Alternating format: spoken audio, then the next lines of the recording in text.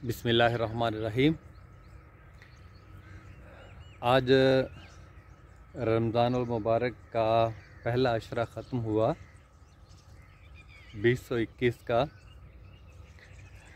आज की वीडियो भी मैं उर्दू से मोहब्बत करने वाले, उर्दू के निफाज की कोशिश करने वाले अहबाब के नाम है।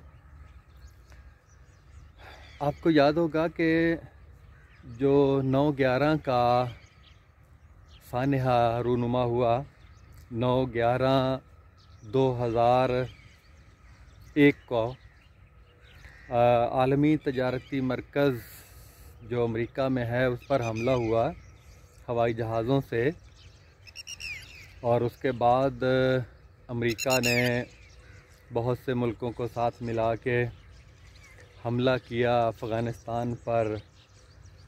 और साथ ही आपको याद होगा कि मुशर्रफ से कहा गया कि तुम हमारे साथ हो कि दहशतगर्दों के साथ हो। तो मुशर्रफ ने कहा कि नहीं, मेरी क्या मजाल है कि मैं उनके साथ हूँ, मैं तो आपके साथ हूँ।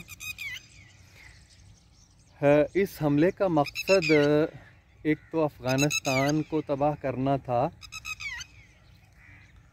और दूसरा बड़ा मकसद पाकिस्तान के निज़ाम को भी अपने कब्ज़े में लेकर, मुख्तलिफ़ निज़ाम हाय ज़िंदगी को कब्ज़े में लेकर उसको इस नहज पे उस्तवार करना था कि उस निज़ाम को के ज़रिए पाकिस्तान खुद ब खुद टूट जाए, टूट फूट का शिकार हो जाए,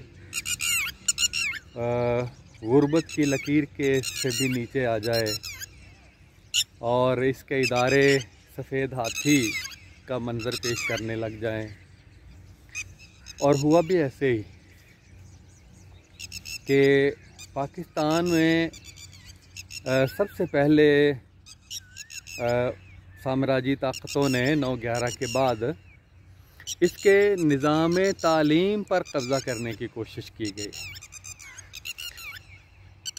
और सबसे पहले कौन सा काम किया गया? निसाब तब्दील किया गया, हज़ारों NGOs को रसाई दी गई, पाकिस्तान के मुख्तलिफ़ जो महकमे हैं और ख़ास तौर पे जो उर्दू मीडियम जो उर्दू पर काम करते थे, निसाब पर काम करते थे, जो काम हुआ मुक़्तदरा कौमी ज़बान है, उर्दू साइंस बोर्ड है, इदारा तसनीफ़ व तालीफ़ व तर्जुमा पंजाब यूनिवर्सिटी का है और कराची यूनिवर्सिटी का है, और इस तरह के जितने भी चारों जो सूबाई टेक्स्ट बुक बोर्ड है वहाँ पे, और वफाकी वज़ारत तालीम वहाँ पे, ये उन्होंने अपने कारिंदे तैनात किए और निगरानी शुरू कर दी गई। तब्दीली का काम शुरू कर दिया गया जो वो चाहते थे कि निसाब कैसे तब्दील करना है, निज़ाम इम्तिहान किस तरह से तब्दील करना है, और जो जो निज़ाम तालीम से मुतल्लक़ जो सोच रखा था उन्होंने, उस पर काम शुरू हो गया। सबसे पहले जो काम हुआ, एक साल यानी 9/11/2001 से लेकर 2003 तक इन साम्राज्यी एजेंसियों ने हमारे ही मुल्क के एजेंटों को साथ मिला के ये तहक़ीक़ की पहले कि कहाँ कहाँ कितना कितना काम हुआ है, कौन कौन सी किताबें लिखी गई हैं जिनके ऊपर एक तहक़ीक़, तख्लीक़, ईजादात की इमारत खड़ी हो सकती है, तरक्की की इमारत खड़ी हो सकती है। मंसूबा ये बनाया कि सारे किए हुए काम को कैसे मंज़र से हटाना है और किस तरह से ख़राब करना है, ताकि इसके ऊपर जो इमारत है वो ना खड़ी हो सके, तरक्की की इमारत ना खड़ी हो सके। चुनाचे एक साल पूरा जो 2002 है वो पूरा इसकी तहकीक पर लगाया गया। इन इदारों ने जो जो किताबें लिखी थीं, सारी फहरिस्तें बनाई गई। तो इसको सबसे पहले फिर जो बग़ैर सोचे समझे कोने खुदरे में बैठकर साम्राज्य एजेंसियों ने निसाब बनाया साइंस का। सबसे पहले शोशा ये छोड़ा, देखो जी उर्दू साइंस की ज़बान नहीं है और इसकी इस्तिलाहात बड़ी मुश्किल है। तो साथ साथ जो एजेंसियां थीं ब्रिटिश काउंसिल वगैरह की, उन्होंने एक बड़े पैमाने पर असातिज़ा के तरबियती कोर्स शुरू कर दिए गए। उनका मकसद भी यही था कि असातिज़ा को इस जहर पीने पर आमादा किया जा सके। ये सारा काम एक साल उन्होंने किया है और साल के बाद जो 2003 के आगाज़ में जो काम शुरू हुआ है वो पंजाब में शुरू हुआ। जो इस्तिलाहात बदली गई हैं तमाम किताबों की, जो 2003 में बदली गई हैं वो पहली, दूसरी, तीसरी, चौथी, छठी, सातवीं, नौवीं, इन जमात की जो साइंस की किताबें थीं उनकी इस्तिलाहात बदली गई हैं और अगले साल फिर 5वीं, 8वीं और 10वीं की किताबों की इस्तिलाहात बदली गई है। ये क्यों काम शुरू किया गया कि देखा गया बड़े गौर व खौज से कि ये सारी इस्तिलाहात, अब आप देखें, सोचें ज़रा कि जिन इस्तिलाहात की बुनियाद पे जामिया उस्मानिया में 1917 से लेकर 1948 तक हज़ारों लोग मास्टर करके निकले, MBBS करके निकले, उर्दू में इंजीनियरिंग करके निकले, तबियात, कीमिया, हयातियात से और साइंसदान बन के निकले। और उसके बाद भी फिर वही उन्हीं इस्तिलाहात से 2003 तक पाकिस्तान के चारों सूबों में मैट्रिक तक, और पाकिस्तान बनने के बाद भी इजाज़त थी। ख़ुसूसन मैंने देखा पंजाब यूनिवर्सिटी की किताबें कि वहाँ से भी BSc की किताबें तो हैं, तो वहाँ इजाज़त थी कि कॉलेज सतह पे भी साइंस जो पढ़ाई जाती है उर्दू में इम्तिहान देने की इजाज़त थी। ये तो ऐसा इसको मैट्रिक तक ले आए हैं। तो ये सोचा गया कि इतना अगर काम हुआ है तो इसको ख़त्म कैसे किया जाए, इसको मंजर से कैसे हटाया जाए। उसको हटाने के लिए ये सारी बसात बिछाई गई और इन NGOs के ज़रिए से खुफिया तरीक़े से ये निसाब तब्दील कर दिया गया। आज भी अगर कोई इदारे तहकीकात करें कि किस तरह से तब्दील हुआ, कौन लोग मुशावरत में थे, कहाँ पे फ़ैसला हुआ, तो पता चल जाएगा कि ये इंतहाई खुफिया तरीक़े से और गैर मुल्की एजेंसियों के ईमा पर, उनके दबाव पर ये सारी इस्तिलाहात, सारी निसाबी किताबें बदली गईं और जिनको पढ़ाना नामुमकिन था। ये आज भी ये तहकीकात अगर की जाएं तो बिल्कुल वाज़ेह रिपोर्ट मिल सकती है। अगर अदालतों में जाया जाए और इसको इस पर तहकीकात की जाए तो मामला बिल्कुल हर एक बंदे के सामने खुल के आ सकता है।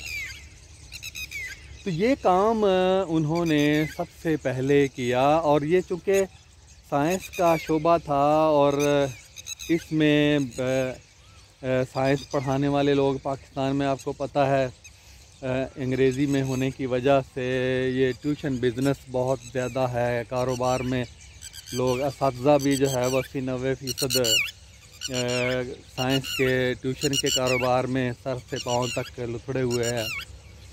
तो उन्होंने कहा कि ये एक नरम निवाला है साइंस का शोबा, वहाँ से गलत फहमियाँ फैला कर असातिज़ा को तरबियत देकर बड़े पैमाने पर, और ये निसाब जो है वो राइज कर दिया गया।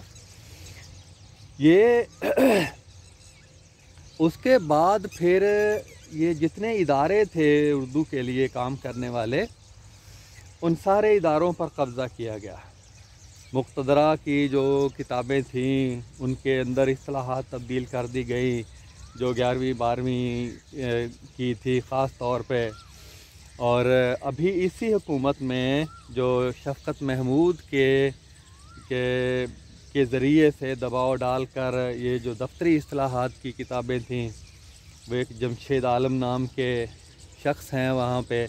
और मैं साथ बता दूँ कि वहाँ पे ऐसे लोग ख़रीदे गए, बनाए गए कि जो अच्छे ओहदे पर मौजूद हों और उनके ज़रिए से वो साम्राज्य एजेंसियाँ काम कर सकें इन इदारों में। इसी तरह उर्दू साइंस बोर्ड है, उसमें भी अपने लोग बिठाए गए। और ये फिर यहाँ पे पाबंदी लगाई गई कि मज़ीद काम नहीं किया जाएगा। जो पहला काम है वो शाया नहीं किया जाएगा, और मज़ीद काम, मज़ीद इस्तिलाहात 2001 के बाद, बल्कि 2003 के बाद कोई एक किताब नहीं आई। बल्कि जो उर्दू साइंस बोर्ड की आई है फ़रहंग कीमिया, फ़रहंग तबियात, उस पर मैं तबसरा करूँगा। उसमें अल्फाज कितने दिए गए हैं? 9वीं जमात की जो साइंस की किताबें हैं तबियात की में, उसमें ज़्यादा अल्फाज हैं, कुछ 500, 600, 650। ये सिर्फ़ नाम की एक फ़रहंग बनाई गई है। उससे कोई ना तर्जुमों का काम हो सकता है, ना किसी को कोई और बड़ी मदद मिल सकती है, छोटी भी नहीं मिल सकती। तो इस तरह से सारी बसात जो है वो लपेटी गई है। और मैं इसलिए ये कहता हूँ कि ये उर्दू से मोहब्बत करने वाले और उर्दू के निफाज के लिए जो काम करने वाले लोग हैं, उनसे मैं इसलिए मुखातिब हूँ कि हमें पता होना चाहिए कि काम जहाँ पे ख़राब करना शुरू किया था वहीं से शुरू किया जाएगा तो काम सही होगा। देखें, कोई मशीन का कोई पुर्जा है, जब तक ख़राबी वो उस ख़राब पुर्जे को नहीं निकाला जाएगा, उसकी जगह सही पुर्जा नहीं डाला जाएगा, तो मशीन ठीक नहीं होगी।